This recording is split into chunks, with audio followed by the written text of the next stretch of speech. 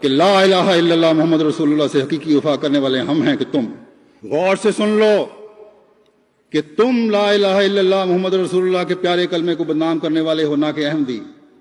اگر تم اپنے آپ کو حق پر سمجھتے ہو تو خدا کے حضور رو اور فریاد کرو کہ اللہ تمہارے لیے نشان ظاہر کرے۔ لیکن یاد رکھو کہ اس زمانے میں خدا تعالیٰ کے اس فرستادے اور آن حضرت صلی اللہ علیہ وسلم کے عاشق صادق کے خلاف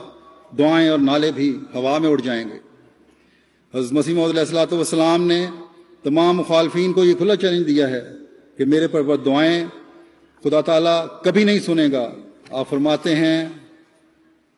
میں محض نصیحتاً للہ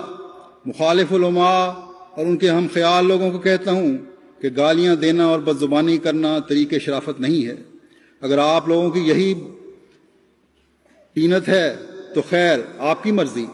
لیکن اگر مجھے آپ لوگ کاذب سمجھتے ہیں تو آپ کو یہ بھی تو اختیار ہے کہ مساجد میں اکٹھے ہو کر یا الگ الگ میرے پر بد دعائیں کریں اور رو رو کر میرا استحصال چاہیں۔